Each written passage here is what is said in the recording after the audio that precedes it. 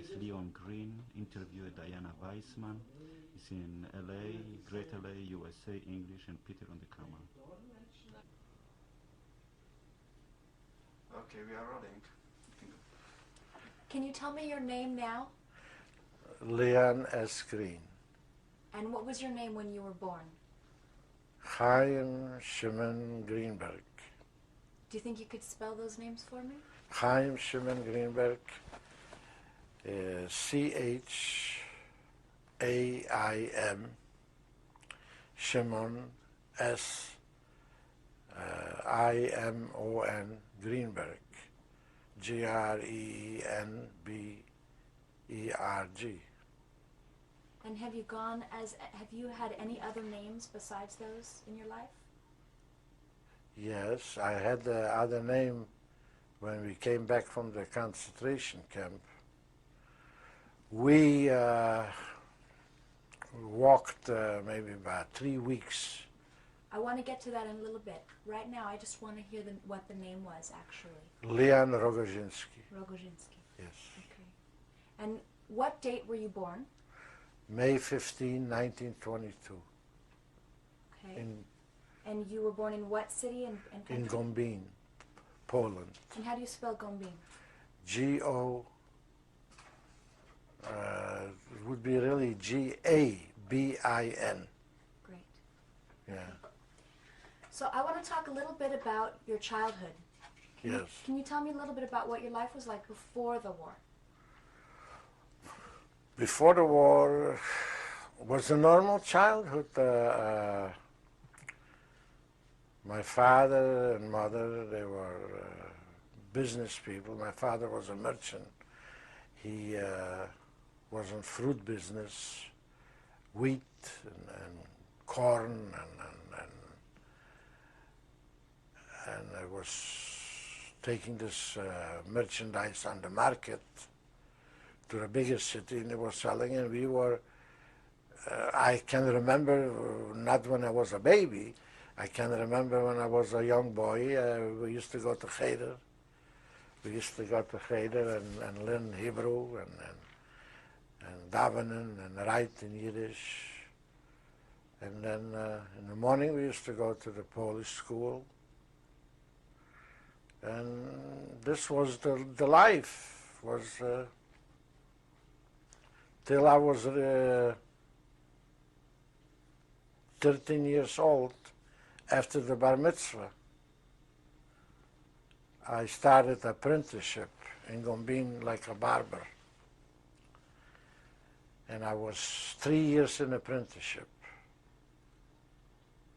From 1935 to 38. Let's go back to a little bit earlier. Did you have any brothers or sisters? I had 2 brothers. My oldest brother, his name was Herschel.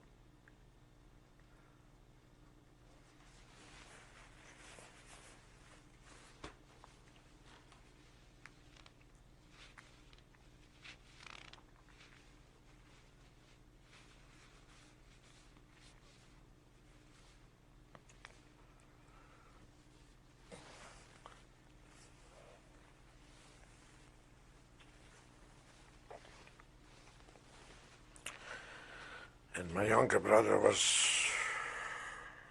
Benjamin. And Jewish would be Berl. What was the age difference between you? With my brothers, my older brother was 6 years older than I was. And the younger brother was 2 years younger than I was. And naturally, I was closer with my younger brother.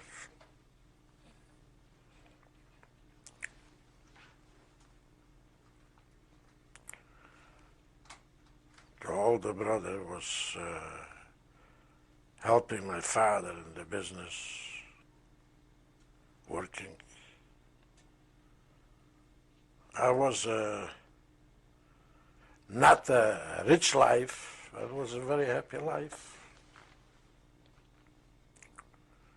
Was happy. And What's some of your favorite memories? From the childhood, Mm-hmm. I would say the favorite memories was going to school and cheder and the shuls.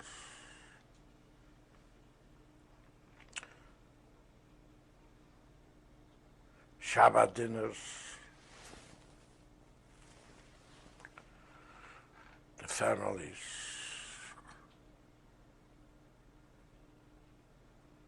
I think that would be the most thing.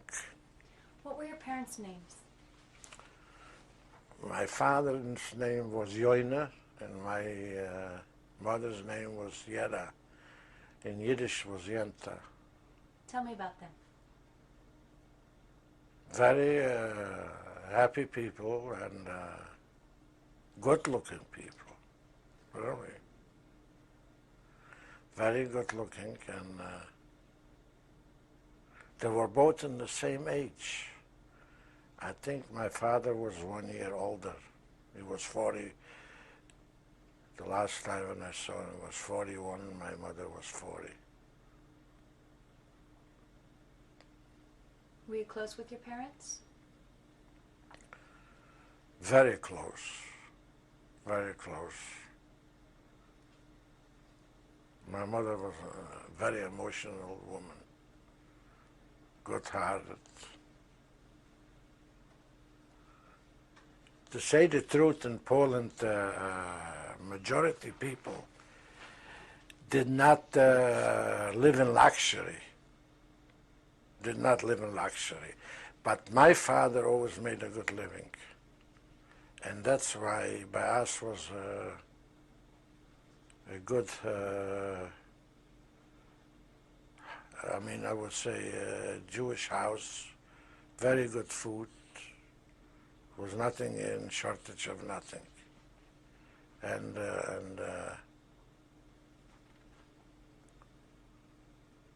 it was happy, happy life, normal.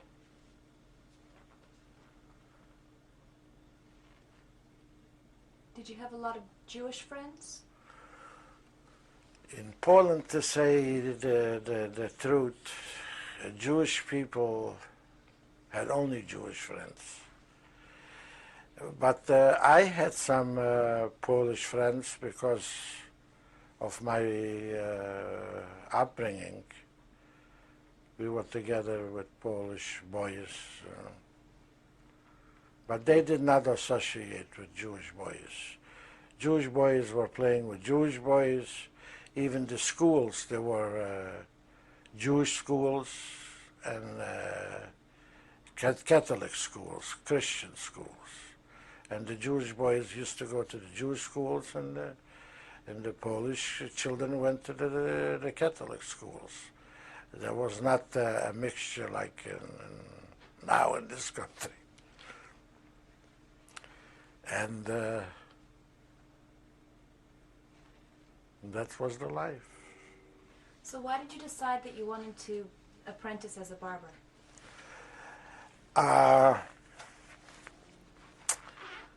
I tell you what it was. My father, not that he was a prophet, but he saw what's happening in Germany. And it was already 1933, and he said that it would be better if we would have a trade. And he asked me what kind of trade I would like to have, so I said I would like to have 2 trades. Be a barber or be a tailor for ladies.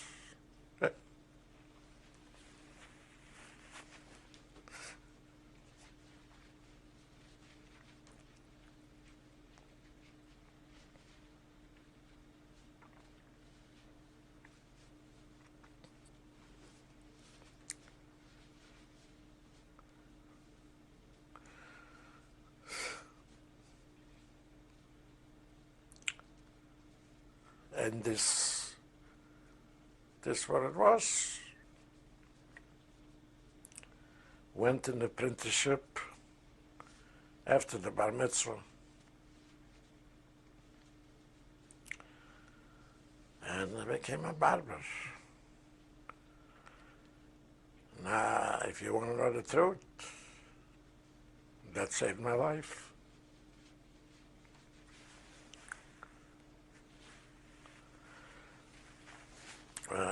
The barbering really saved my life. Because if I wouldn't have a trade, I wouldn't talk now.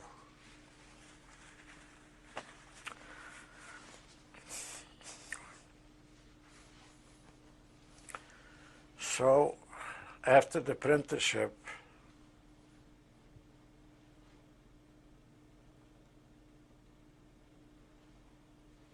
I became like a helper. And my father, since he was going to the big cities with his fruit and the merchandise, he said, you better go to work in a big city. So he took me to Lodge, and I worked over there in a barber shop in Lodge. It was very good, got paid very good. I was even living by the barber over there with food and, what do you call it, food and forgot that word. And I was living over there and worked, got paid very good, and this was in 1938. And in 1939, the war broke out, September the 1st. And how old were you? I was that time 18 years old. So let's back up a little bit. Yeah. Once you started your apprenticeship, did you go to school at all besides that? Yes. Since I didn't have the full public school, I attended to night school. And we went night school every night in the 3 years apprenticeship to get the 7 grades education. So we went, I would say, from 5 o'clock to 9 o'clock to night school. It was a regular public school. In the Catholic school it was, not the Jewish school. It was from the government, the school. And I finished over there education. What was your favorite class?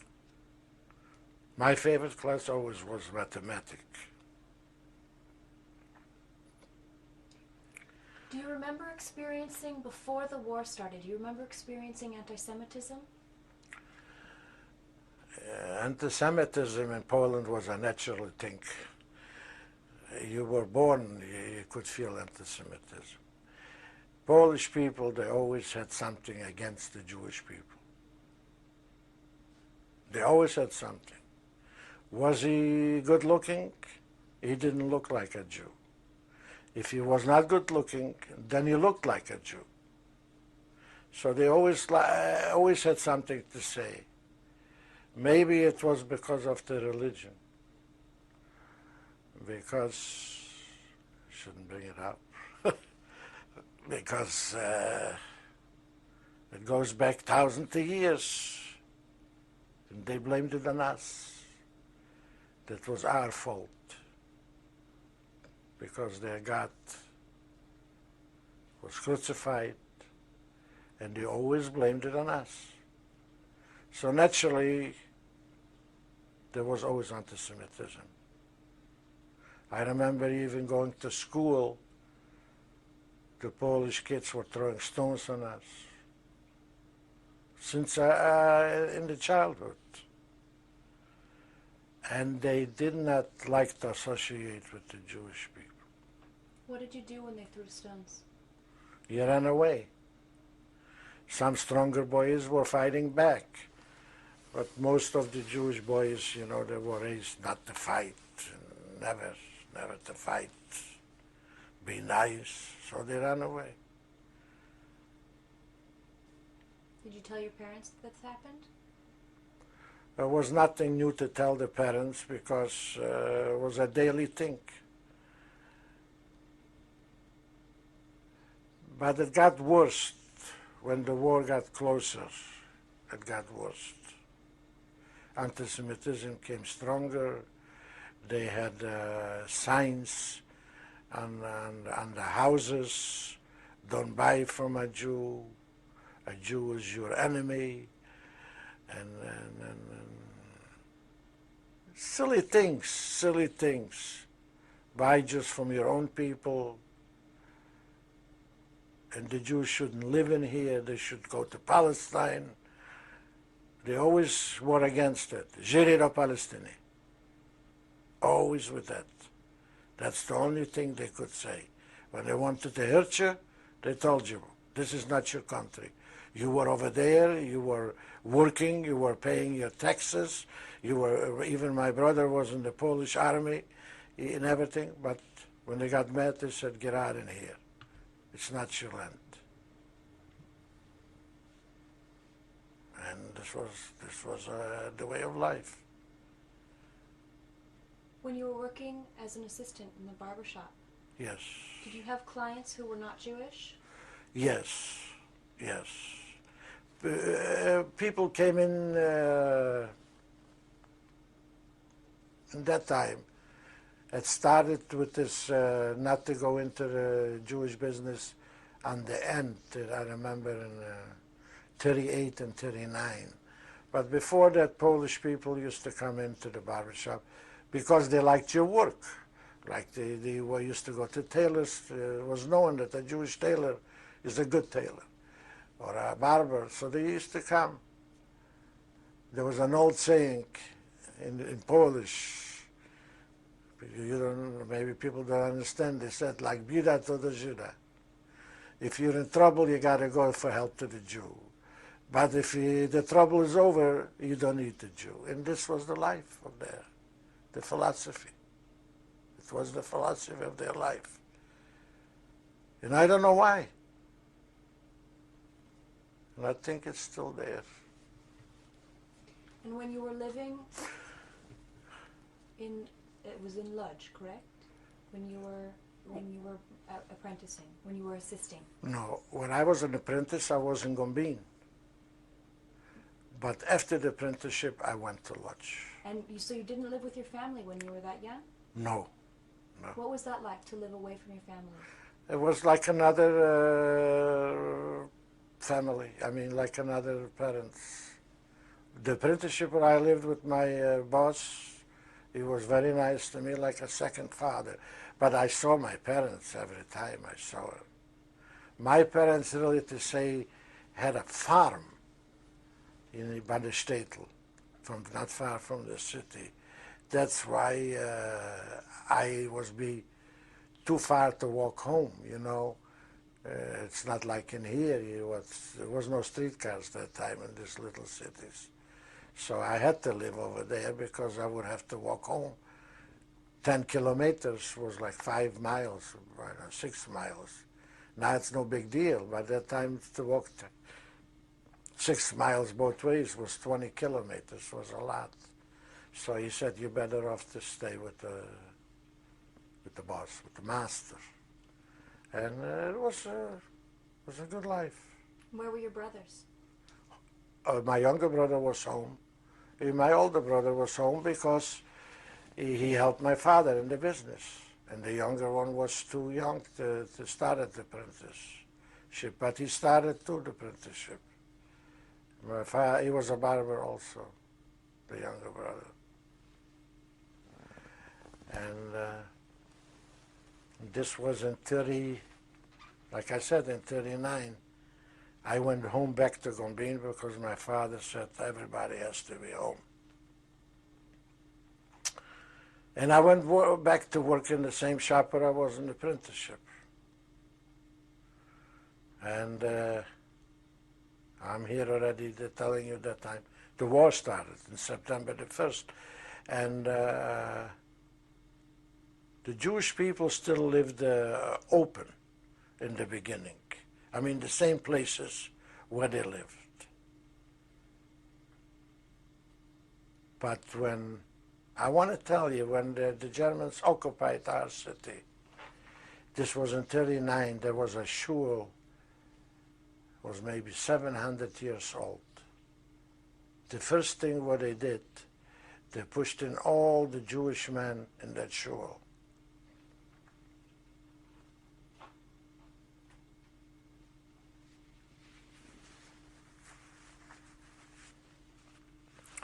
And they burned it down with the people.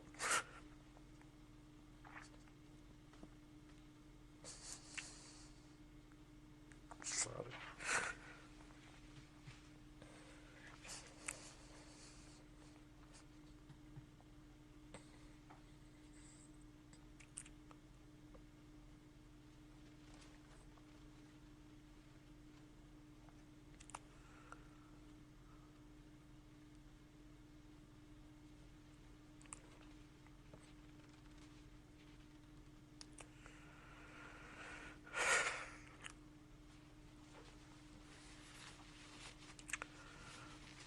It was the first week when the German army moved in. And this was the job done from the army, not from any Gestapo, nothing, just from the army.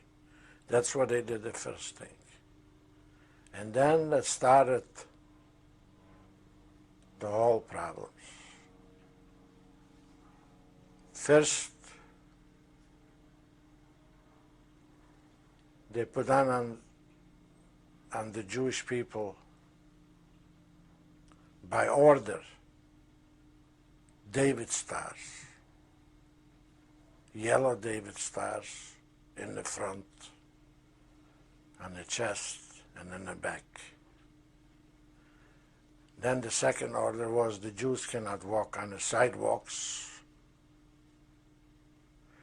They had to walk in the middle street. And the Polish people enjoyed it. I remember when they announced it, it's a long time, they announced it, because it was a little city, so the announcer would announce that the Jewish people have to wear the stars and walk on the middle street like the cattle, you know, like the horses. The Polish people, a lot of them applauded. They enjoyed it in Poland. And that's what it started trouble. Grabbing the Jews to go to labor, to hard labor. Even myself, I was working in a barber shop, and it was the first year, 1939. It was Jewish businesses. They emptied out a Jewish, this a wholesale place from sugar, and the man who came in the barber shop in the uniform, his name was Walter. And I recognized the boy. We went both to school together.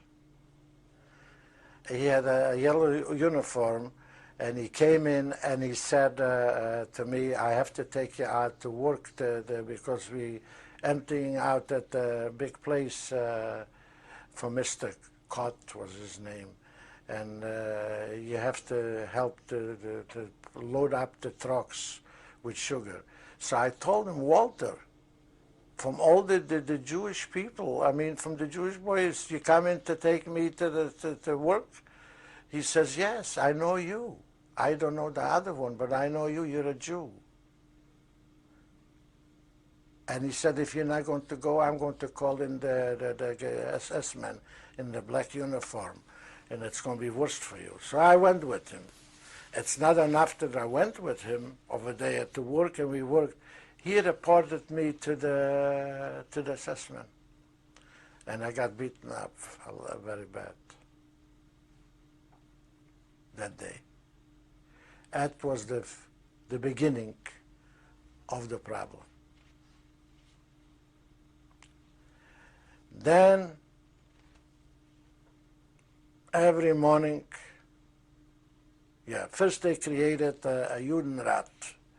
It was a Jewish representation with you would call, I don't know, a Judenelster, you would call him like a president from the Jewish Kehillah, the Jewish congregation. They had to bring out so many men every morning, give him so many men to work. So they didn't have to grab him from the street. And this was going on every day, the same thing. And then later, they took the people and pushed them, and they gave them one street from the whole city. The street was the name Kilinskego. And they pushed the whole street, all the Jewish people in. And there they lived. 3, 4, 5 families in one room, 2 rooms. Very, the living quarters was very tight. But the ghetto was open. They had them in one street, and the ghetto was open. And the Jewish representation had to bring out the people for work. Every day morning, they had to bring out so many people. And naturally, the food was already rationed. They didn't get any food. Very small rations of food. In this way, it was going on till they closed up the ghetto. Who were you with in your room? Who was with you where you lived? We lived, my brother and father and mother. The oldest brother was married. Yeah, he was married. That's what I have the picture in here. He was married and he lived separate. Yeah. Were there other families with you? This room, what we had, there was no room to have another family. It was so small, you can't picture yourself. There was one bed in the whole room. So the rest, we slept on the floor. We slept on the floor. And I worked in a barber shop that time. I worked in a barber shop, and was going on the daily life. To say the truth, I had a better life because I worked in a barber shop, and I used to take care in the ghetto there. They used to come in the barber shop, the German police. We used to cut their hair. They didn't bring any food or anything, but they paid for it with their money. So I had a better life because I didn't work on the outside with the labor till they took us to the camp. And then what happened? One day, it was in winter. The Jewish representation, the police with the president, they came and they said that Jewish people, they have to get out from 12 years of age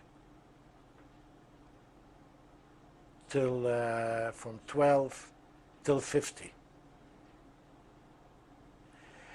on the street. And they took us all to a big hall. The hall was there.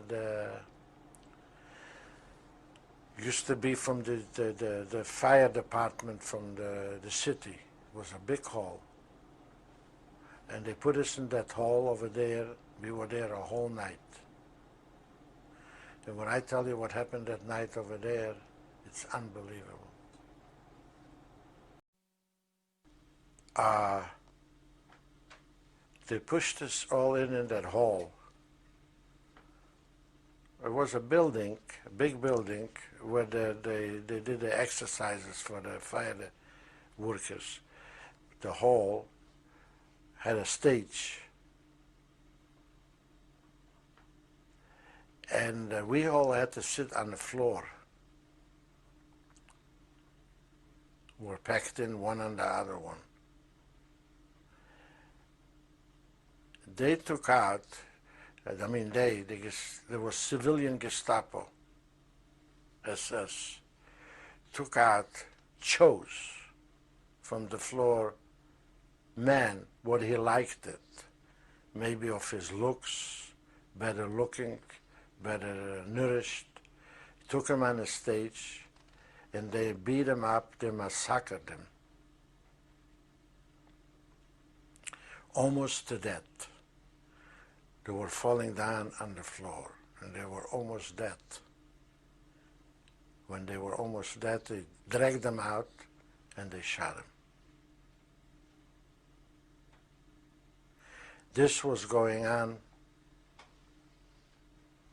a whole night.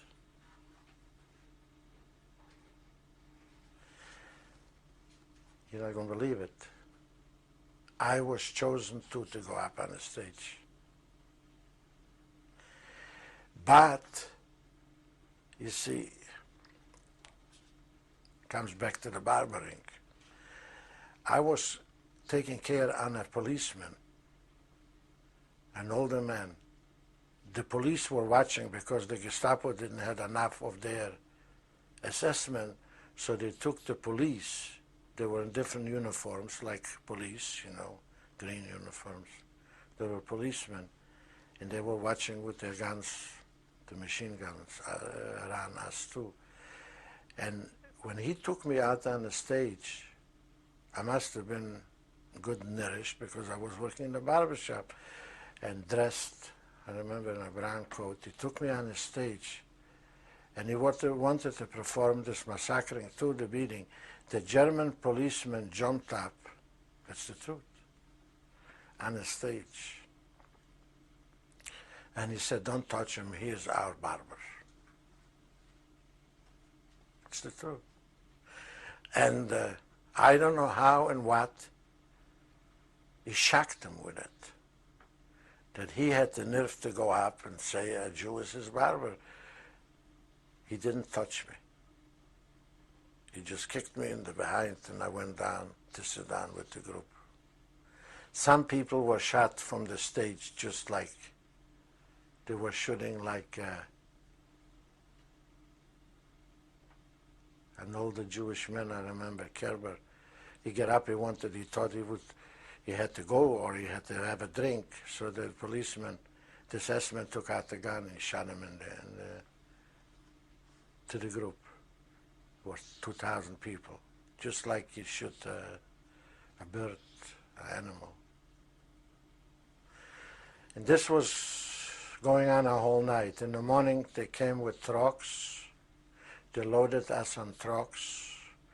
They took us away, put us on trains. And we didn't know where we were going. But we had an idea. We heard about Chelmno. Chelmno was a very camp where they, what do you call this, like Auschwitz, but it was a labor camp where they killed the people.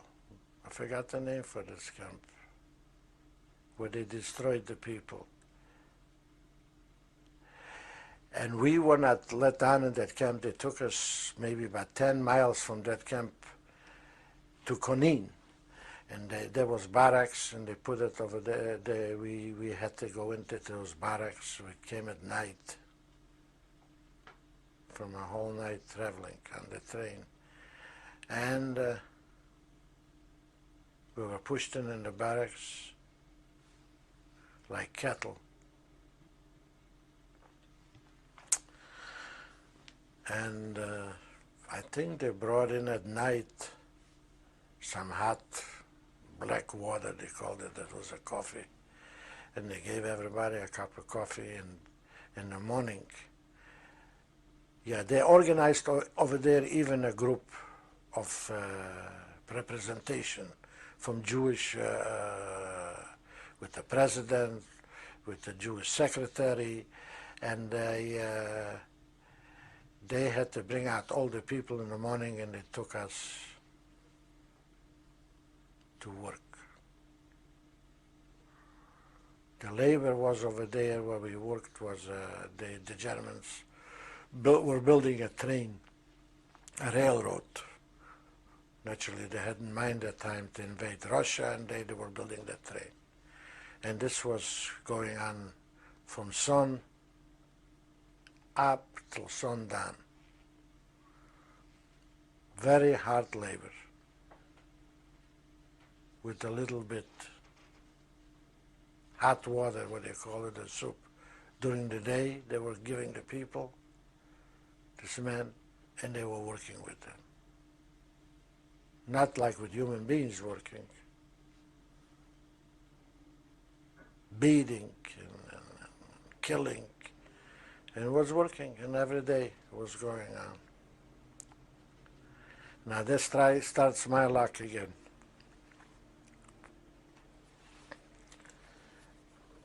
That SS men from the camp asked the chairman, the Jewish chairman, the representative, used to call him Juden Elster, if he could give him a barber would take care on him. Naturally, the Jewish man, he took all the barbers and sent them in, they should give him the service. He seems he didn't like it.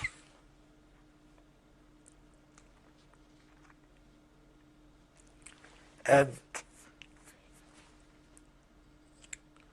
I used to take care of this Jewish man. He was a very tall man, very tall, strong man. His name was Philip Zelonka.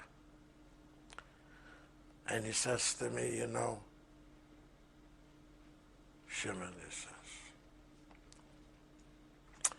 you know, I think I have to have a barber for him. He says, I think you have to go in and see if you take care of him. So naturally, I washed myself, I remember, a whole night and cleaned myself. I knew what the Germans like because I had a feeling that they were not clean enough for him. And I went to him and was in the barracks. And when I opened the door, he says, that's what I was looking for. I had a white coat on. I looked like a barber. He's called Philip, and he says, that's the man what I want. And I was the chosen. I used to shave him every morning, 8 o'clock. Now, what did I do a whole day? Because he didn't send me already to work outside on the railroad, where they were building the railroad. So I was taking care, working in the camp. I was working in the kitchen. Not in the kitchen, helping, cleaning the potatoes and helping to clean around there. And this, believe me, helped a lot for survival. You could get a few potatoes.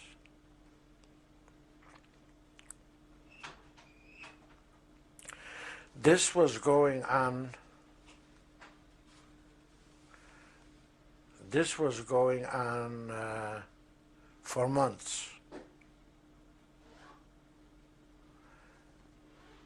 When we were there in the camp, there was maybe I would say around 2,000 men.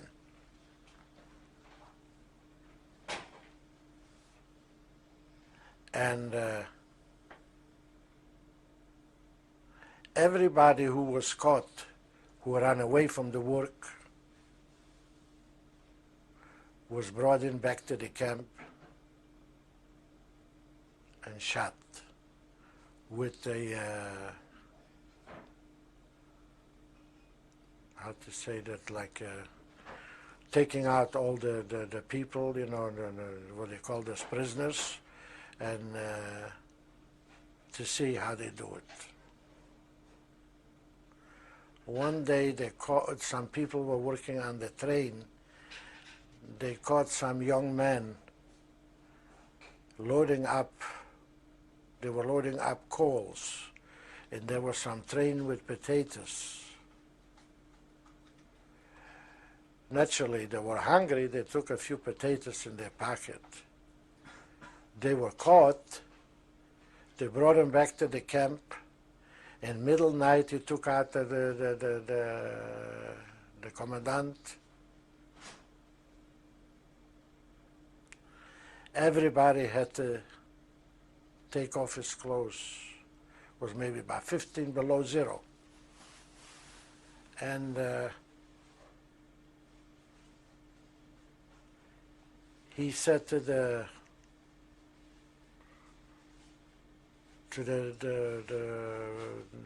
representative that he should choose 10 young men for hanging. I remember, yeah. And this representative, started to count 10 young men. He started to count with the number first on himself and go on the line and take the 10 men. Naturally, the German, he didn't like that he's going to lose his best man now. He's his secretary, he's his representative. So he said, no, you didn't count right. I didn't mean you. So he answered him, I'm the same Jew as somebody else. And he chose 10 Jews himself. And next day they hanged him.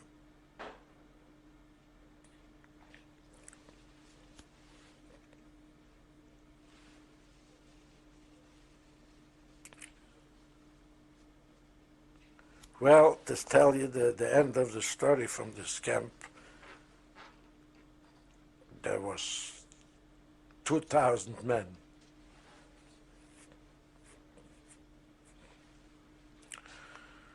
When the camp finished, there was left over 200.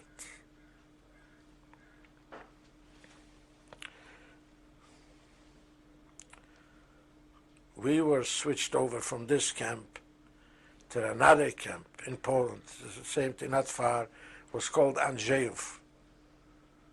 And it was going on, they had more people from little camps, what they did all over Poland. They took the people together and they made again a bigger camp. And we were working over there, that was me and my younger brother. One day, there came an order, they're going to liquidate the camps. It was after a year, I think.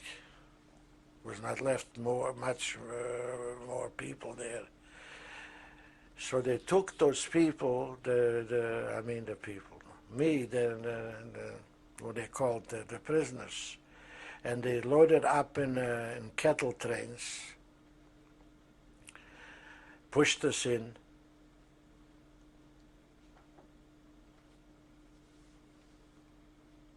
those cattle trains, and they took us to Birkenau. Well, I'm telling you the story just like it happened in a few days. This was going on for 2 years. but there was not left over more, much more people, young men. Naturally, the older people what were in the 50s, they all were gone. They all were dead, so it was left over. The younger group, like I was, 19 years old, 20 years old. Yeah, I think I was that time already 20 years old. Why I survived this camp over there, like I told you, I was the barber for his distance, helped me a lot. And we came to Birkenau. We arrived in Birkenau, I remember like today, in middle of the night. When was it? This was in 43, in 1943. Was a greeting from Mr. Mengele with the dogs at night.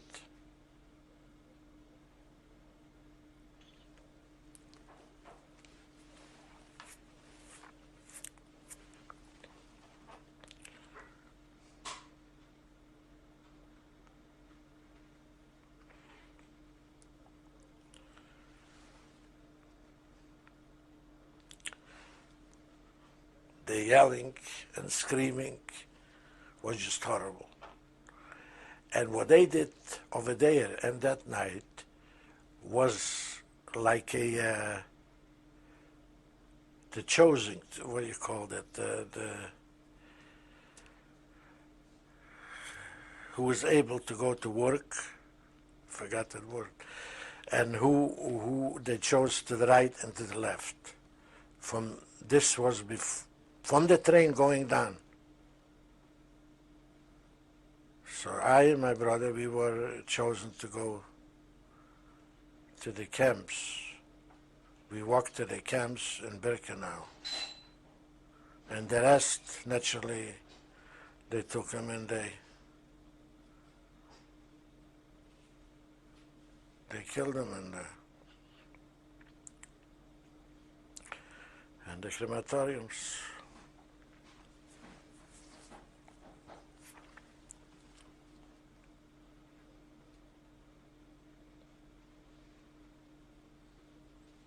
Did you have any knowledge about what Birkenau was going to be like before you got there? No, to say the truth, we didn't know that we are going even to Birkenau. They didn't tell us, and we didn't know what Birkenau is. But when we came over there, we saw it already, what the situation is. We came to the barracks in Birkenau. A few days later, yes, that's the word that came into me. It was a selection.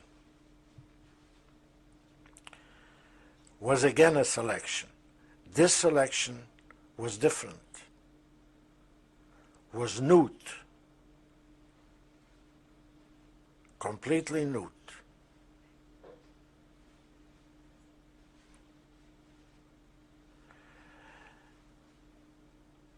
And in this selection, there was 3 men sitting, the Germans, on high chairs.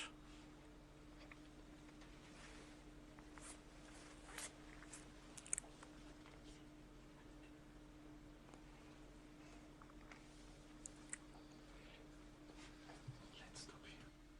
Okay, we are rolling again. Yeah. Tell me about the selection.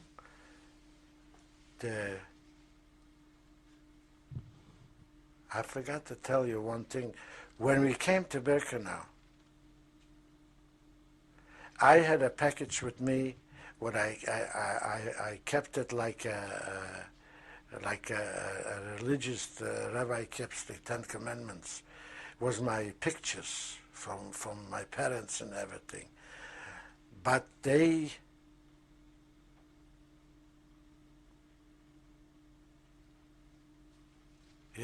said, they stripped us nude, and they said to throw away everything. if something would be found on us, you're going to be shot.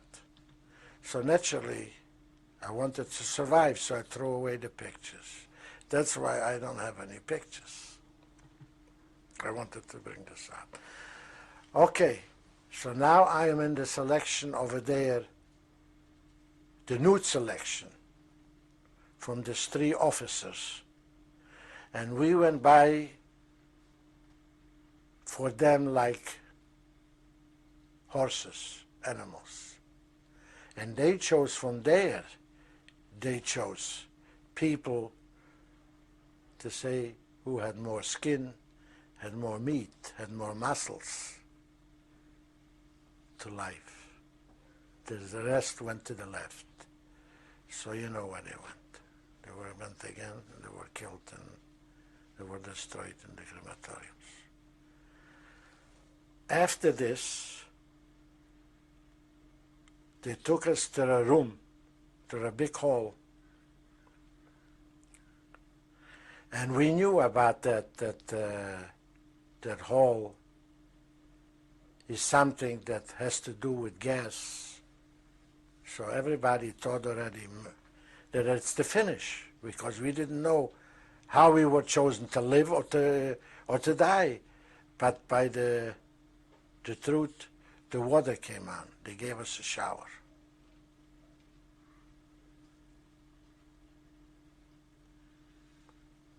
And they took us out, and they put on the numbers.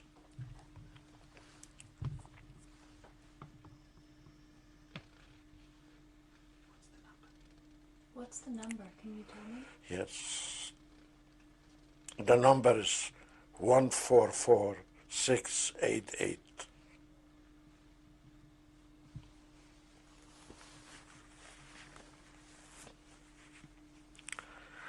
And this was a sign that you're going to live.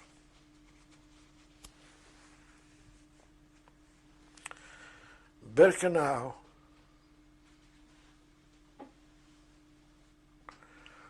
was combined with Auschwitz. It was the same place. It was maybe 40 kilometers in both ways, 4 ways, quadrat. The wires, what they had around Birkenau, was with electricity. So if you would jump on the wires, a lot of people did, you were dead. You didn't have to shoot you from the guards, where they were standing and watching. You were electrocuted. I remember they said the day that we are chosen to work, and they're going to take us to the coal mines. And that night, the block Elster, I remember I was on block 5 in Birkenau, said, again comes my trait, that the Gestapo said that the people has to be clean. Naturally, the Germans always liked you clean, even before you're dead.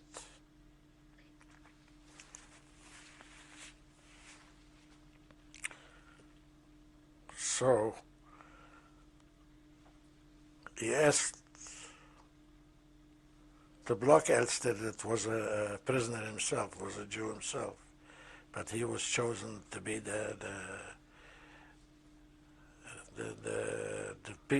person who took care on that barrack. Naturally, maybe they gave him better food. Some of them were not such a hot people either, to say the truth. Anyway, he said, who's a barber? So they came up against me. So we were cutting hair a whole night and shaving those people. And they gave us better food. I still remember what they gave us. What did they give you? he says he has a special treat for us. Was potato pancakes.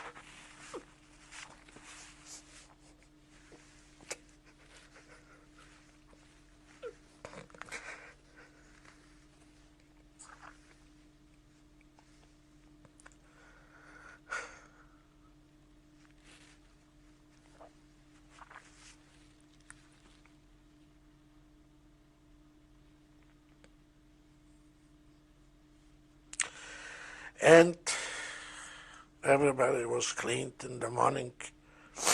They gave us the uniforms, the stripe uniforms, because in the labor camps we didn't have any stripe uniforms, the prisoner uniforms.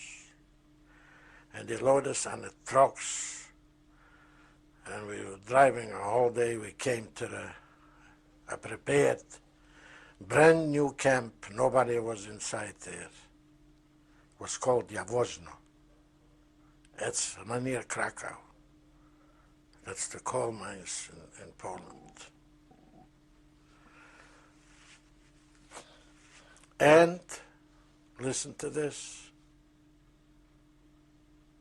They were chosen.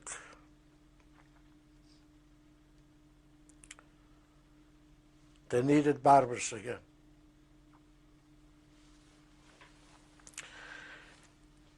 They made a group of barbers with an eldest barber. The eldest barber was an Austrian Jew. And you know, Austrian Jews, I'm not so fond of them either. But he was a Jew, and he was the oldest barber. He was speaking German. He says, I speak German too. He says he needs 12 barbers. And they made a group of barbers who had to take care on these people what were in the barracks, I mean the inmates, to shave him once a week. Was maybe there, I don't know, about 6,000 people, men working. And we had to shave every block every night someplace else. But naturally, when you work already in the barracks and you shave, you don't go to the coal mines. That's why I'm here.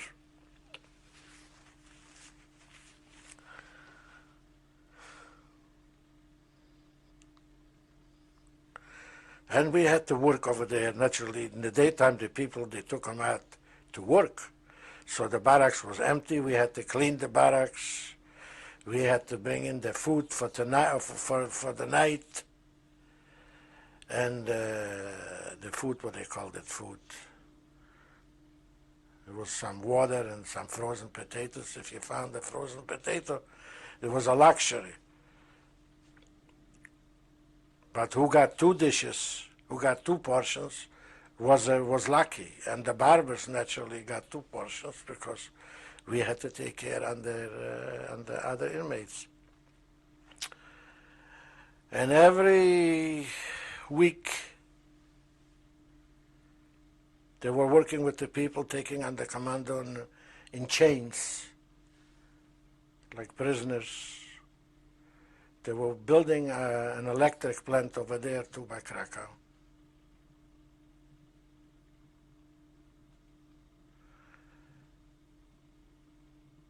And the rest people were going to the coal mine. And they worked with them to bones and skin. And it was bones and skin, the trucks came and they took you away. And you know where they went. They gassed them and they went to the gas chambers.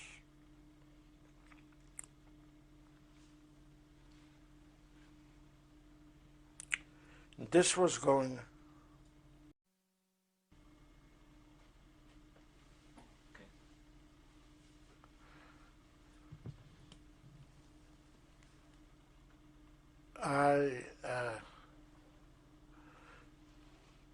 We used to shave these people, and there were capos. Naturally, there was a capo by the name of a little German. He was a capo himself. He was a prisoner in the camps. His name was Capo Franz. He was very known what he did. He liked so much my shave that he couldn't stand that I am going to be in the barracks. So he took me out, that's the truth.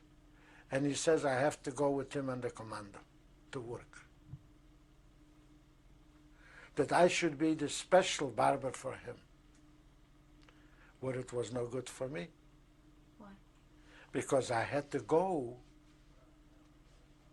with the inmates, walk maybe 5-6 miles to work in the frost, in the cold weather, only of the reason because he wanted that I should take care just on him. So my brother, Benjamin, was left over in the group from the barbers, and I went with him to work. And at that time was a little rougher life, because I had to work over there. And this was going on from 43 till 44 for a whole year. I remember in 43 they brought in transports with people, Hungarian Jewish people, and they looked very normal to us, because in 1943 I was already in the camps 3 years. They came like from a house, not unnourished, good looking and everything. That was the transports from Hungary when they brought in to Birkenau, Auschwitz. And they put them to work with us together there in Jaworzno in the camps. These people seems, when you get used to bitterness and not the good life, you get used to it. A human being is an animal. You get used to it. Those people were just falling down and dying every day. And this way it was going on, the life. Till 1945.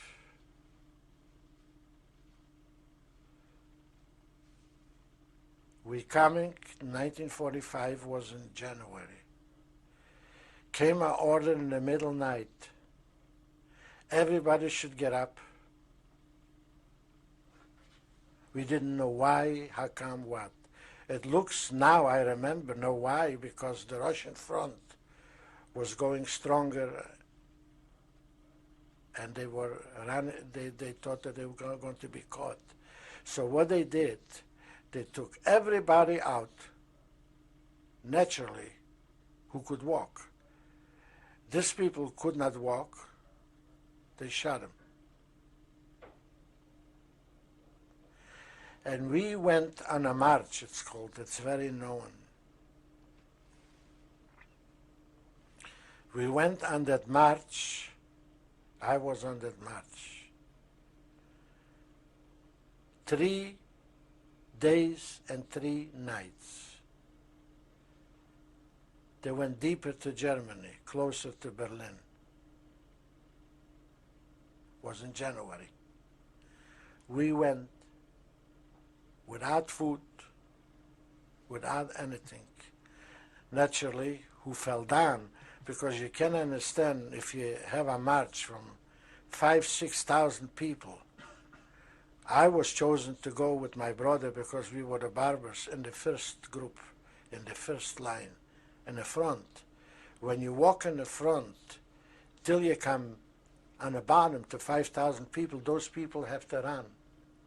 I don't know why, but that's what it is. You walk straight in the front, the rest runs. So who fell down and couldn't walk? They shot him in the head. They were sitting on the horses, the Gestapo, riding, and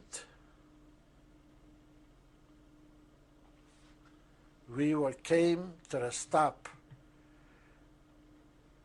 They walked us into another camp.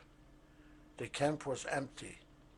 We found out that the Gestapo took those people, those inmates, and ran away too.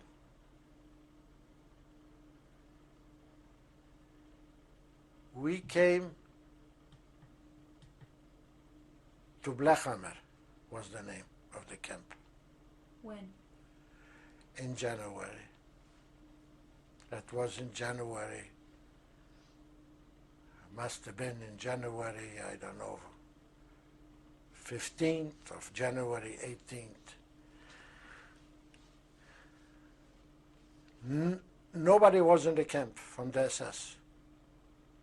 The camp was empty. Some inmates were laying half dead. I can see him now.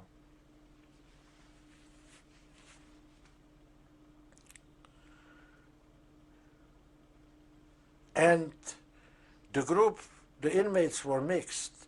There were Polish inmates too. This camp was in the middle forest, and was around with brick walls. And once I was, like I said, because I was a barber, I was not unnourished. I was not looking like now, but I was not skin and bones. So we were over there, 5 people, 5 from this group. My brother Ben, and I was, and Melvin, Rubel. One was a Litvak, a Litvish Jew, and a shoemaker. And we saw on in the walls that the inmates, naturally, they were stronger. They broke the wall and they ran out in the forest. So I said too, what are we going to wait in here? If we're going to wait, the other Gestapo's going to come, they're going to drag us farther. So we ran in the forest too. In that forest we ran, still dream about it. A whole night. And we couldn't walk anymore. We went to the house, a civilian house, I remember. And we went over there in a house, and we fell asleep. And once we woke up, we were waken up by German voices. 2 soldiers, a patrol. They took us out. It was young boys, soldiers. He took on the end, the Germans, they took already kids to the army. There were young kids, young boys, and they took us with the guns. They took us to the commandant on the front line, I remember. We thought that we were going to be shot. That's what we thought. But we came over there. The German commandant was a gray-haired man, and he said to the soldiers, I speak German. He said to the soldiers, why did you bring those people to me? He says, I'm a general, he says, from the army.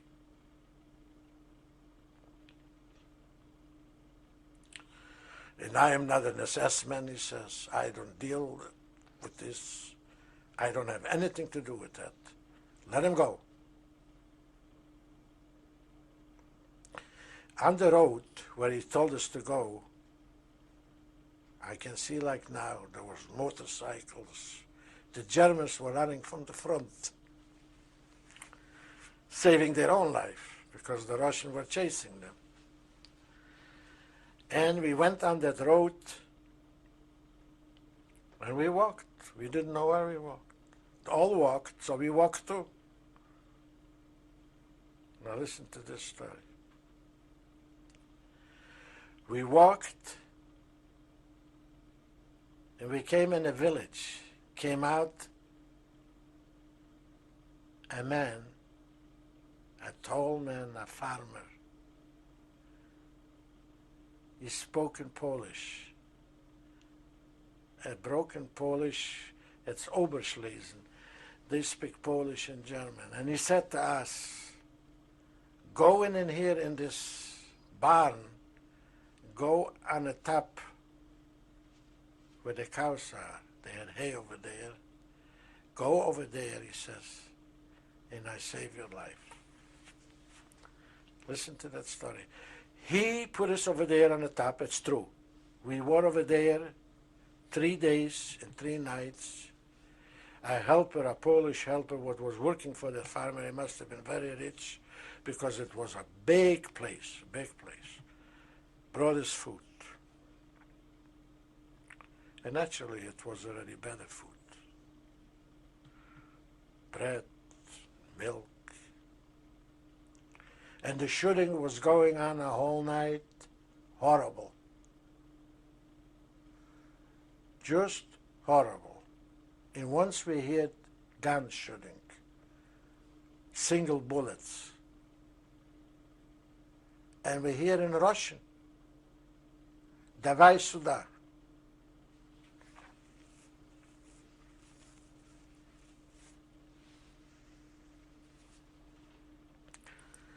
Come down. You see,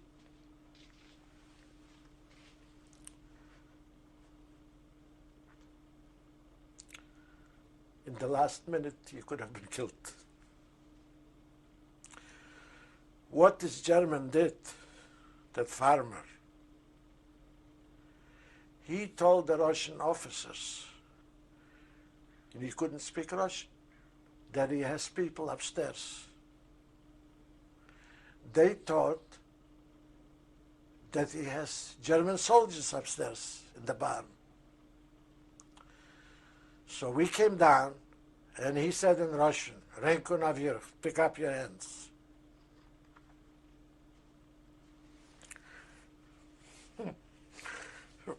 We came down, I remember like today.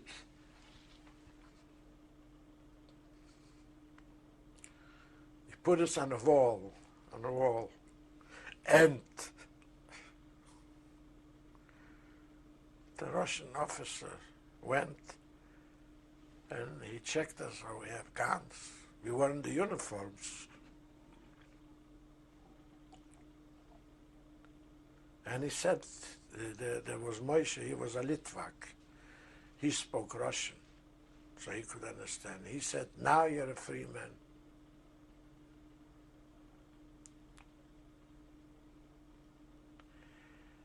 And he says, there is a house across the street. He says, you can go in and you're going to walk back, he says, because this is the front line. It was the front line. It was on the front, 80 kilometers from Berlin. And he says, you're going to walk back. Every third house on the farms is on fire.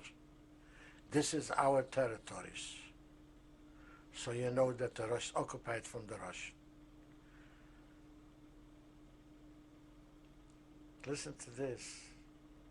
We see, it was the Russian officer, the captain, had the Polish farmer on a wall, and he says to him, take off your boots. So we said to Moshe, he says, go talk to him. He has to save us, he saved us our life, and he's going to kill him. He's going to shoot him. So he said to him, you know what the Russian officer answered him? He says, you know why he saved your life in the last day? He wanted to save his own life, he says. That's what he told him. He says, because he wanted to hide you. Because he wanted to have, he says, somebody to show that he hid out from the war. That's why he hid you, he says. He didn't hide you because he wanted to protect you. Why didn't he bring you any food, he says, 2 years ago? He says, you go in that house, he says, because I kill you too. Look, he says, you're 1 minute free, and you want to save a German already. That's the truth. And we went in a house, and it was again barbering. I told him I'm a barber. and I was cutting their hair a whole night. The Russians were drinking in this. We fell asleep. We get up in the morning, a German patrol is coming out the forest. It's the front line. Oh yeah, my God. You know from where and what? A Russian tank came, because it was the front line. And there was soldiers and I think officers. And I remember there was a gray man officer, a major. And we talked with him. He was a Jew, a Russian Jew. He said to us, that was the first words he said, in Yiddish, in Litvish, he says, this is nicht a land für Eng. It's not a land for you, people. You should see to go to Palestine, or you should see to go to America, he says. And here, this is a different land in Russian, he said, in Yiddish. Here you gotta work, and if you don't work, they put you again in a concentration camp. Because that was known, Polish Jews like to make business, you know. See, I remember that.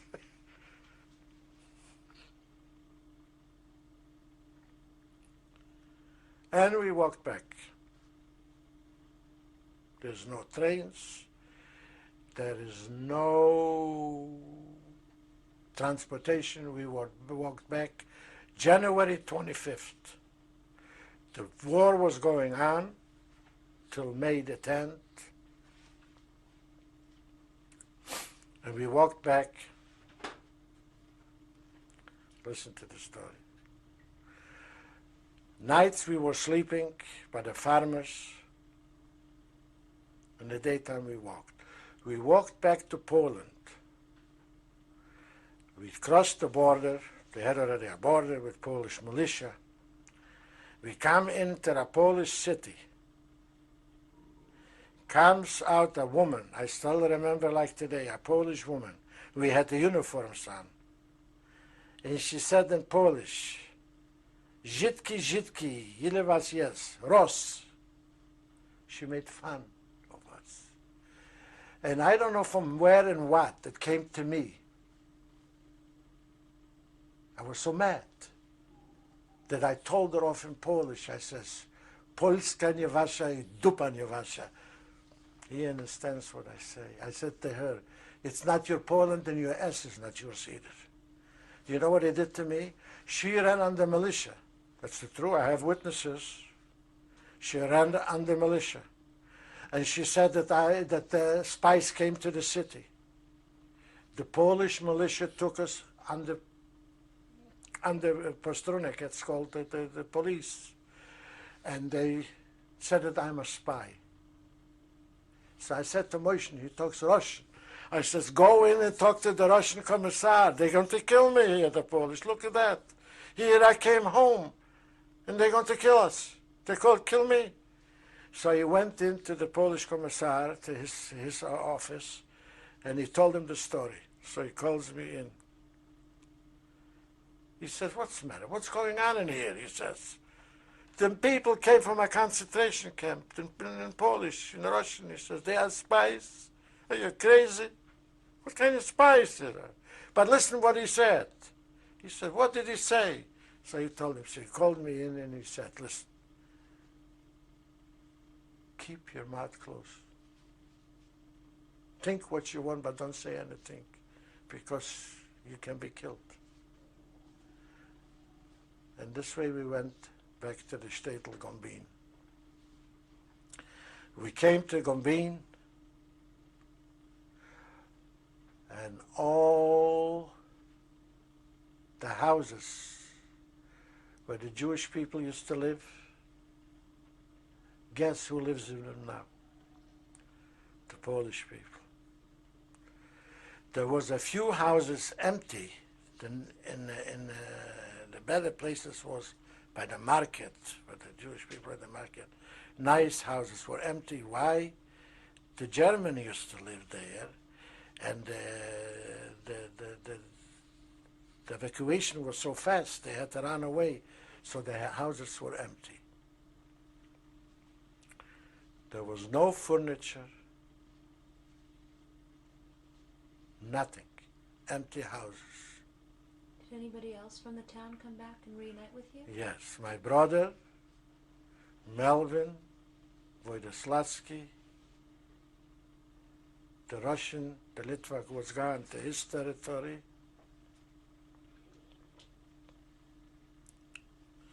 Yeah, and the shoemaker went to his city too. So we were over there, 5 boys, I think. We slept on the floor. I remember came, Royeski was his name. I used to shave him before the war. He says, you can go to the farmers, he says, and take some straw or hay.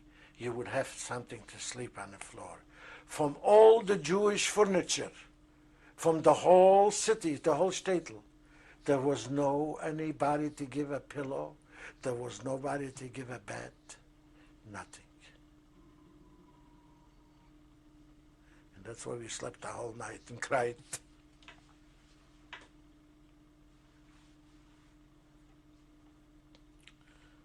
I remember in the morning,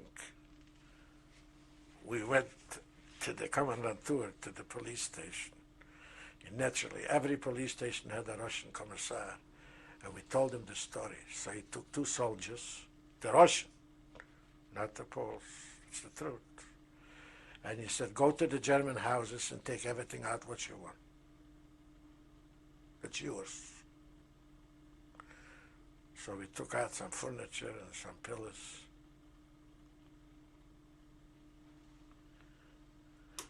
And we had this.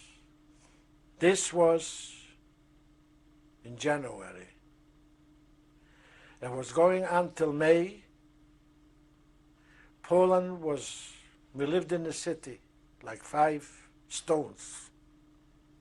The streets where the Jewish people used to live were empty, broken up.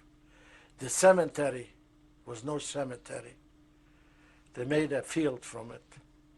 The stones from the Metzevis, from the, what do you call it in English? The Metzevis? Huh? The graves.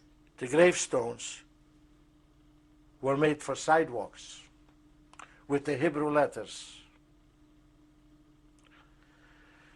We walked like that every night and we cried. In May, I remember the Polish army was making an army. And there comes my name. And believe it or not, I gave my real name and my real date, Shimon Greenberg, and born in 1922. I was 22 years old. And they called me to the army.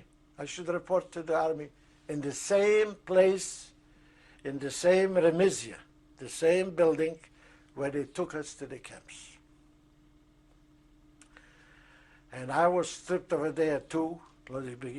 Before the Polish doctors, we had to go through.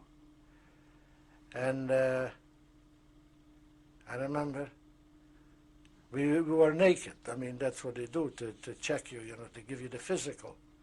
I come to the Polish doctor, and he looks at me, and he says in Polish, he says, you know something? Being in camp, you don't look so bad. You look better than our boys. So I told him in Jewish, Vegahargit. That's what I told him. But what was my luck was, from the food, from the change of the food, I had got a lot of boils under my arm. I broke out. And I put on some black stuff on it. And I said to him, look this in here. He says, yes, it looks bad. I give you 2 weeks. I give you 2 weeks to heal up and you report to the big city, to Konin. The same city where the camp was. Remember? The same city. And they go to report over there and they go take you to the army. So what I did, there were some friends, 2 girls came to visit. They lived over the war on Polish papers. Their name was Wolfowicz. They live now in Israel. And they said, why are we going to live here in a small city like that? So let's go to Lodz. There's more Jewish people. And how I was, I said, I'm not going to go to the Polish army. They're not going to see me in the Polish army. I went with them to Lodz, with the trains were going already, and I came to Lodz and I went into the Jewish committee and I changed my name to Leon Rogozhinsky.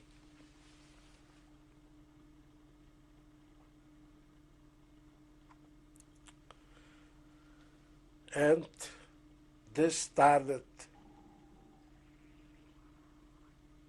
the trip back. I met a fella over there, a German Jew, and he said, you know, we have to go back, he says, to Germany. Got to go closer to the American zone, because if they catch you here on a Polish name, you know what's going to happen to you. So we went back to Frankfurt on the Oder. I remember his name was Adolf Schwentowicz. And we went back. We stood over there, I don't know, a few months. I think till fall. I met a Russian officer, a Litvak, a Jewish man. And Mishka was his name, Mish. Naturally, for vodka, they do everything. We gave him vodka and everything. They took us to the occupied territory in Berlin, the American. It was 4 zones. And I registered there, and that's it. In the social service, in the joint, they used to call it, the Jewish social service. When was this? This was in 1945. In May?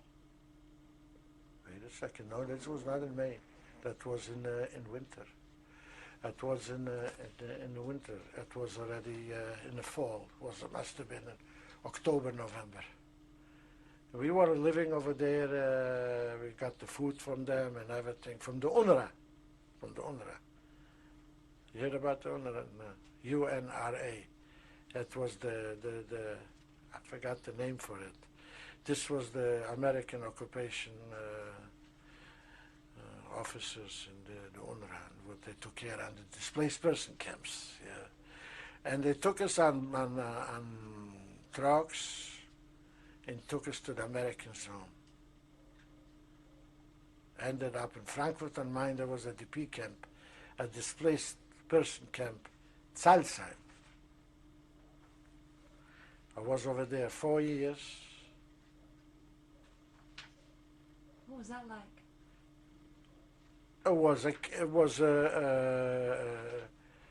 The Americans, they gave us the houses. Well, used to be a village by Frankfurt. The Germans used to live. They took out the Germans. They gave us the houses. It was normal homes. Food was from the Americans, from the UNRWA, displaced person camp. It was not bad. It was not luxury, but it was good.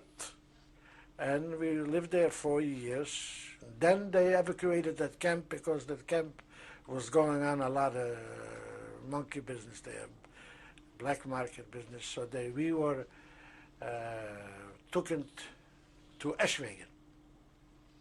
And from Eschwegen, I went to America. That's it. Mr. Green, do you remember the last time you saw your parents? Yes. I want to tell you, when the Judenrat, the representative from the Jewish people in the ghetto came in, they had to order to bring out the people only from 12 to 50 years of age, men, males.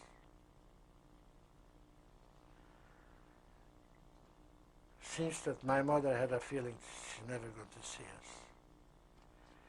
So she took off I remember, the gold rings.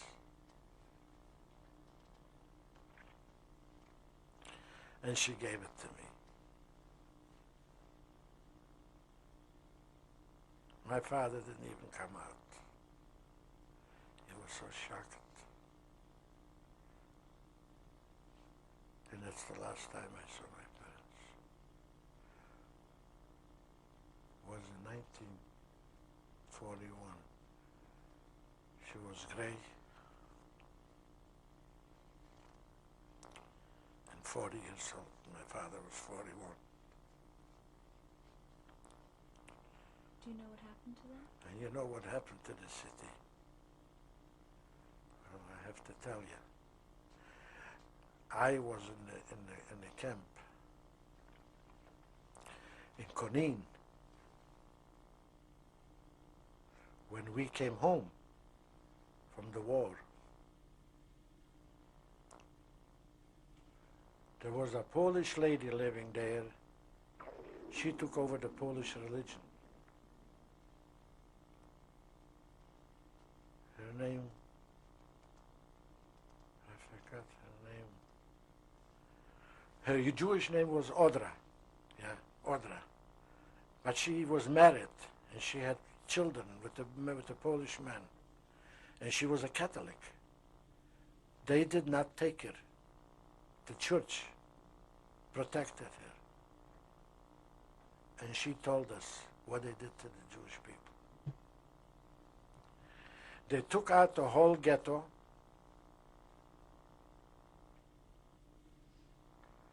And they put them on a field. They had them there for a few days and a few nights, without water, without food. They load them up on the trucks. They took them into Chelmno. In Chelmno you have 3 massen graves. They lay over there, it's still now. The graves are there in the forest. Over 300,000 people in Chelmno lay there in the graves. That time they didn't have any gas chambers. They shot them. The fields were moving for weeks, for months, because a lot of people were alive.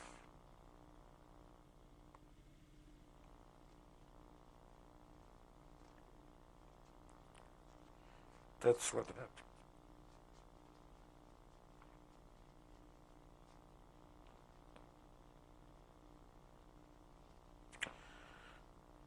My friend went back to Poland, to Chelmno, and he has pictures from those graves. Everybody knows about it. This was the first Jewish people killed, Polish Jewish people killed in Chelmno. What about your older brother? My older brother ran away from the ghetto. I forgot to tell you that. He was writing me letters. He went in another shtetl. He went to Molava. Do you know Molava? It's a very famous city. Ben Gurion was born in Molava. He used to be the first premier from Israel. Our shtetl was not far from Molava. And he wrote me letters that he left his wife. He had a baby, boy. And he was there. And then he stopped, the letters stopped to come into the camp. They took them over there to Auschwitz. He was a strong man. When I came to Birkenau, there were some people who survived there, and they said that they saw my brother, but he died. They were building with them Auschwitz, because they built it up, the barracks and everything. So they were building, and that's where my brother died, my oldest brother. That's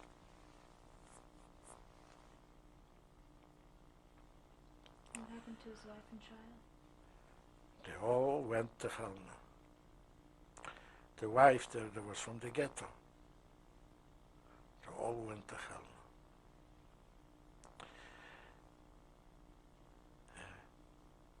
The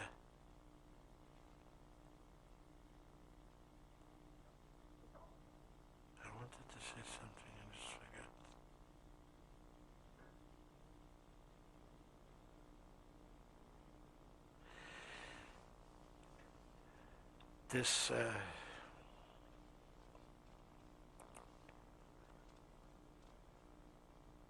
I forgot. I wanted to say something. I forgot.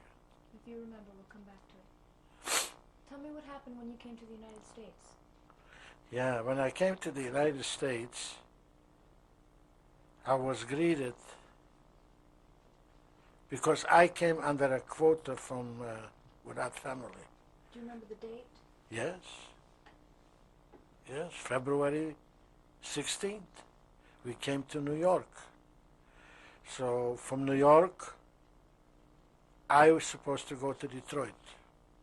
So they put us on a train, me and my brother, and we went to Detroit. In Detroit, a lady waited for us on a train from the Jewish Social Service.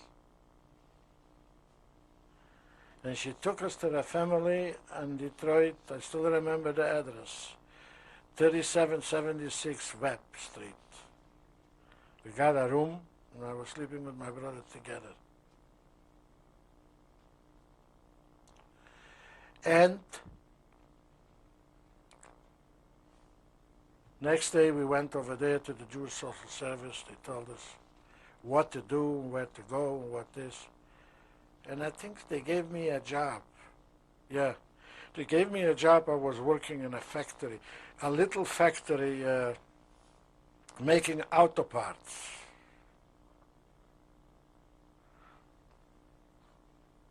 Was a Jewish owner in the factory. They paid me 70 cents an hour. So I told them that I'm a barber. I don't need this job, but the law is that you can get the license. You have to be a year a resident in Michigan. So I waited, and I went to night school, and I worked there, and I passed the examination, me and my brother, and I got the license. It was in '49. The day I got the license, I quit the job. I told to the boss, you can have your job for 70 cents an hour. And he couldn't understand why. Well, I looked a little different now then than look now. You can see the pictures. And to say the truth, or you don't believe it, I opened a barber shop. I bought a barber shop for my Romanian barber, I think an old man. And we worked in a barber shop. It was in '49. In 1950, my brother had a nervous breakdown. You have to understand, when my brother went to the camp, he was 14 years old. He was a child. And all the time we were together, so I helped him a lot, I was like a father, I helped him a lot. I had a nervous breakdown, and I didn't want to put him in a hospital. I remember the Jewish Social Service helped me a lot, paying for the bills, for psychiatrists and this. It went through 6 months. They said, he's not going to come out of it. I can work day and night and pay for the private doctors. I remember the doctor was Dr. Edgar. And he called me in the office. He says, your brother is not going to come out of it.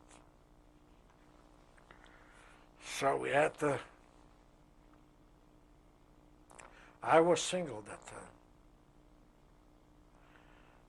We had to hospitalize him in a mental institution, in the state hospital, Ypsilanti. He was there 25 years.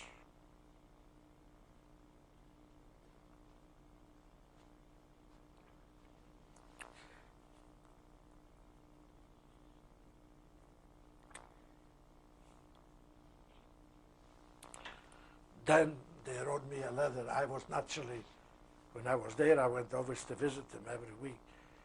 They wrote, I wasn't correspondent with them. They wrote me a letter, and they said, your brother is in condition where can be outside.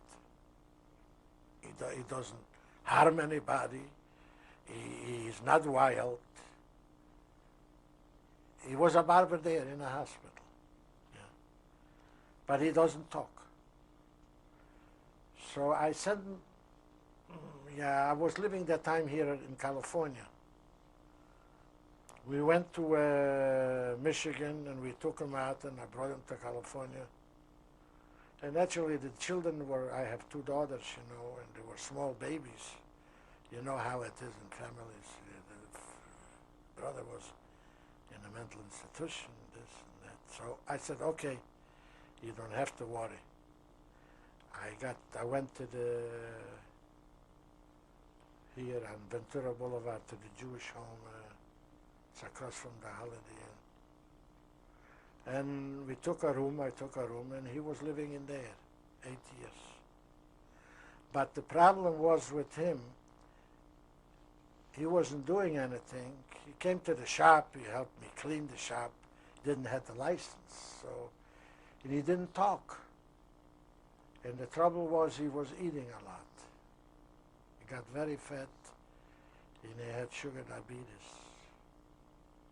And I told him to watch, what can you say? He said, if he dies, he dies.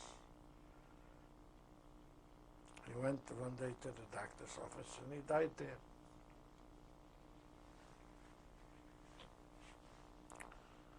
That was about 12 years ago.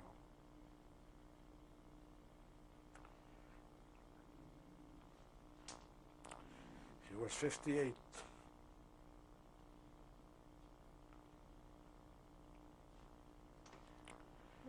And that's the end of the family. I have one cousin. He lives in Israel. When I was 2 years ago in Israel, I visited him. He lives in Nef Monosson by Tel Aviv.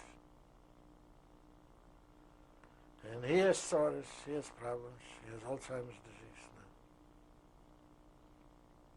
now. His name is Goldman.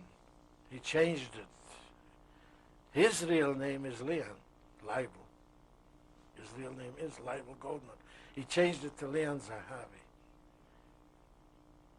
He was not in the camps. He was in Russia. He ran away to Russia. And then he went to Israel when he came back from Russia. He was a young boy. He worked all his life in the El Al. Yeah, he retired. But he's sick. It's the same year when I was born. That's the only cousin from the Europe. Tell me about your wife and children. I met my wife in Detroit. I lived in Detroit 16 years. I met my wife in Detroit. The two children were born in Detroit. Their names? The names is Jeanette and Judy. Your wife's name? My wife's name is Mary Pickstein. Mary Pickstein. And we lived there 16 years. And then I decided it's too cold in Detroit. So I moved to California. I made a nice living in Detroit. I always made a nice living. That's why I'm a survivor. I even survived in the camps, from the shears and the comb. And I make a nice living here in America with the shears and the comb. You can see I have a house, I have cars. But I worked. I'm now 72 years old. In this May, I'll be working 60 years. After the bar mitzvah, 60 years I'll be working. Do you have grandchildren? I have 3 grandchildren from my oldest daughter, Jeanette. Jonah, is the name after my father, Yaina. And Sarah, Surah, and Ezra. 2 boys and a girl. They live in Lancaster, that's why they're not here. Is there anything you'd like to say to them on this tape? Well, The tape tells a lot. What can you say to the kids? You see, when you are raised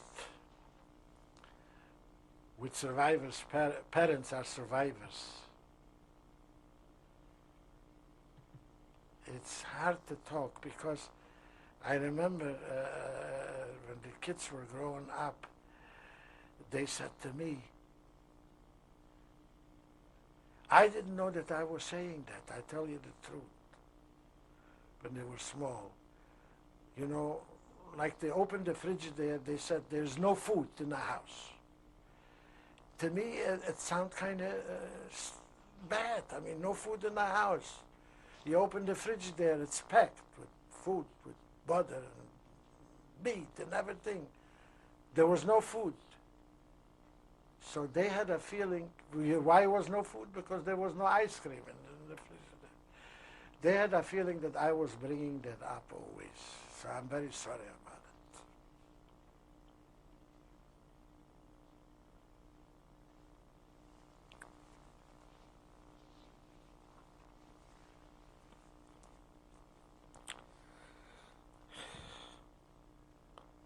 Maybe I shouldn't have to say anything. But you know, a human being is a human being. How can you say things which you lived through? And maybe that's why it was not good. So I don't have anything special to say for the kids. They know that what they went through. They know. Well, I can tell you other stories too. I know every survivor has a story, and every story ends up the same. It ends up on the end.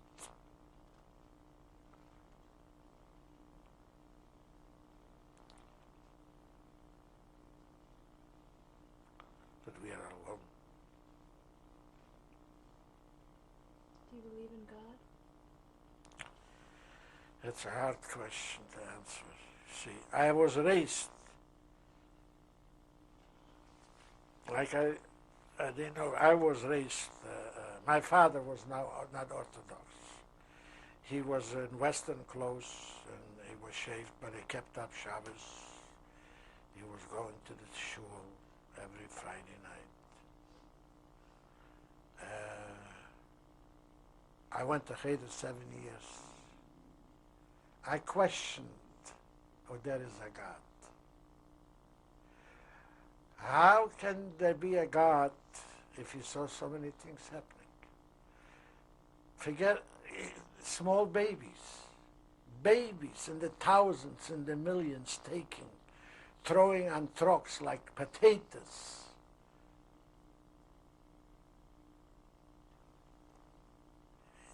No German hand was paralyzed. No miracles happen. There's a God? Yeah, there is a God. They say there's a good God. If you're good, he's good. If you're bad, he's bad. It's very hard to talk with me about that. But I still go Yom Kippur to the shul. I still go Yom Kippur to the shul. Still go. You see, that the upbringing is the root, the wurzel, you know. One thing what I'm proud about is that I saw in my life, one thing, the end of Hitler. I always said, and maybe that's why I survived, if I'm going to be left with one tooth in the mouth and one hair on my head, I want to see the end of the Germans, of the Reich. But in a way, it didn't come out like I wished, because I can't talk about it. And then one thing I'm proud again. When I was a young boy in the city, I was raised under Menachem Begin's organization. I was a Betar. Really, I should have gone to Israel. I have to be admitting that, because that's what I was raised. But I'm very proud that the Jewish people have a land, Eretz Yisrael.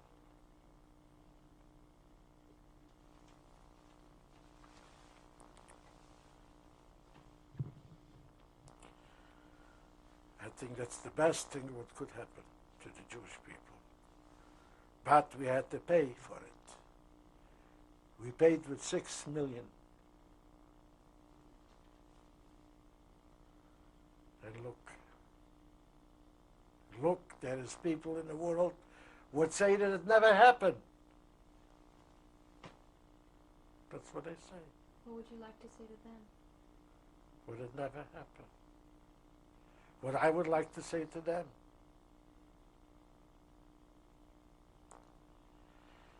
I don't know what you can say. How can you say it never happened? I had a family with brothers, with sisters, with uncles, with aunts, with grandfathers, in the hundreds of people. Small babies. It never happened. Go back to the city. They should take these people, would say it would never happen.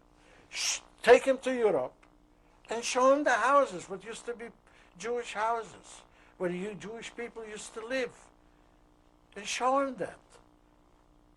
Where are the people? What do you mean it didn't happen? Really? Where are the people? I think they're insane. That's what I say. They're insane. Anti-Semites and insane. That's all. Never happened. You can't say such a thing. It never happened.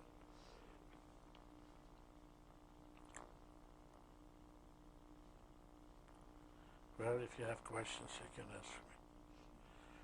You can ask me. I'd just like to know if there's anything else you'd like to say before we finish up. This is the last few minutes. What I want to finish up, I want to say that I really think, and I am very truth about it, about Steven Spielberg, really. I had my daughter, my younger daughter, like I said, she always used to belong to the second generation, and she always told me I should go before the tapes and I should say something and I should do something. I never went. But since I saw Schindler's List and I heard what Spielberg said on TV, when she interviewed him, what's her name, on that show, 2020, what he said, I really have a lot of respect for it. And I think he's doing the best, the greatest thing what he can do. We have to do it. We have to show the world that, listen, I'm 72. In another 10, 20 years, there's going to be no survivors. There's going to be nobody talking. There's going to be, in some temples, there's going to be a Kaddish, and not even mention a concentration camp.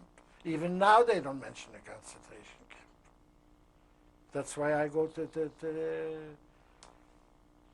this temple. It's called a Tikva now.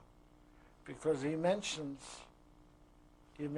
every Yurtzad Yom Kippur, he mentions every camp, he mentions it separate. Every camp. Jacobs, Rabbi Jacobs. Yeah. And coming for me to go to the Reform Shul, really, it's really something. Because my father wouldn't like it. But I think a Jew is a Jew. Or with a beard, or without a beard, or with payas, or without. A Jew is a Jew. Am Yisrael Chai. That's all. If we're not going to protect ourselves, nobody is going to protect us. I know it from experience. Believe me. Believe me. There's a lot of Jewish people should wake up. Thank you. Thank you, Mr. Green. This picture is from my father, Yoini Greenberg. It was really to say it was taken out from a group picture where they were working in Gombin, in Poland, with occupation from Germany. So it's not clear, but it's my father. What year? The year was 1940. This picture is for my brother, my oldest brother, and his wife. What's his name? His name is Herschel Greenberg, and his name is Razel. It was taken where and It where? was taken in, the picture was taken before the war in Gombin. That would be in 1938. Yeah. This is my brother Herschel Greenberg.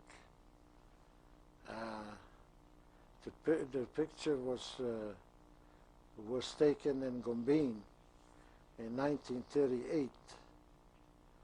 He died in Auschwitz, in the beginning of building the camps in Auschwitz in 1940. This is my youngest brother, Benjamin Greenberg. The picture was taken after the war in Germany, when we were in Germany in 1946, 47, 46 or 47. He was in the camps with me all the time, 4 years, and he was in a mental institution. He had a nervous breakdown for 25 years. In the United States. In the United States, in Ypsilanti, Michigan. Died in Los Angeles. 83? He died before my surgery, 1983, yeah. Give your name. This is me, Leon Green.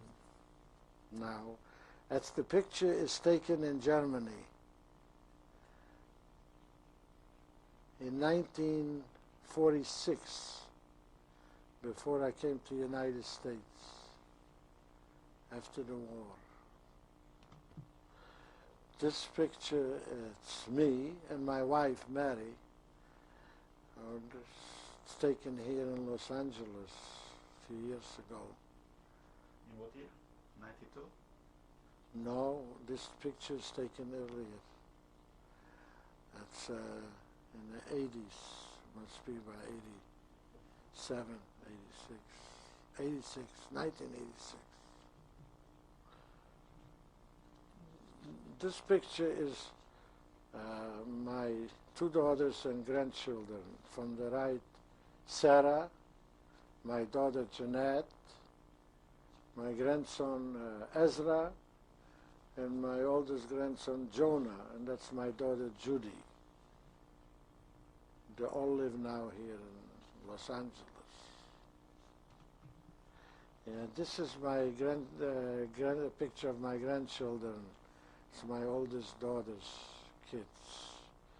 It's Sarah, Ezra, and Jonah. And very happy children. They live in Lancaster, Michigan. I mean, California, excuse me.